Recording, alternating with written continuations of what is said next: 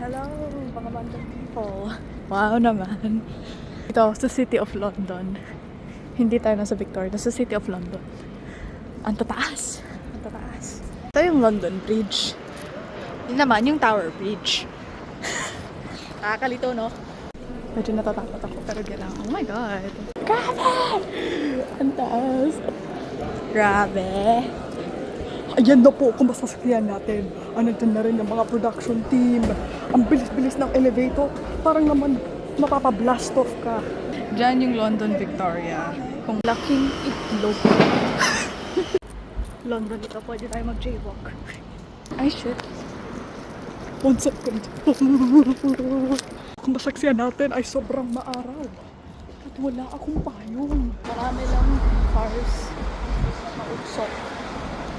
Tapos, kamusta pa kay Kuya? Tapos, didiretso ngayon tayo sa Tower Bridge. Tapos, pati Kuya.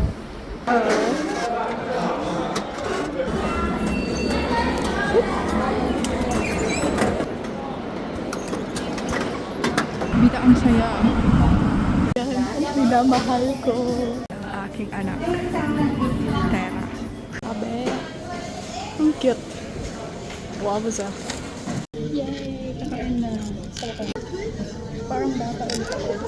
Pakain ng Jollibee. Ang privilege na tumira sa ibang bansa. Pero at the same time parang nalulungkot ka kasi iniwanan mo yung mga pamilya mo, mga kaibigan mo sa Pinas. Work, mag-aral, magpadala ng pera. Yun lang yung cycle kapag nakatira ka sa ibang bansa. Nakapalungkot kasi namimiss ko na lang yung buhay ko. Yung simpleng buhay yan lang sa Pinas. Paano, kahit may plano ka dun sa Pinas, walang maraming opportunities kumpara dito sa ibang bansa. Sigilan na natin to. Yan. Pauwi na tayo. Kami pa rin tao. Iniisip ko talaga na mawawala yung mga tao dito sa Tower Bridge. Mga bangkay. Andyan yung lolo ko. Pero tayo na ba si Daddy? Hindi ko din alam eh. Wow. Grabing sweetan naman yan. Ate, Kuya. Stay strong po lagi. Ang ginagawa natin, nakaupo lang tayo sa grass. One with nature. Meron na ako mga kaibigan. Daming penguins.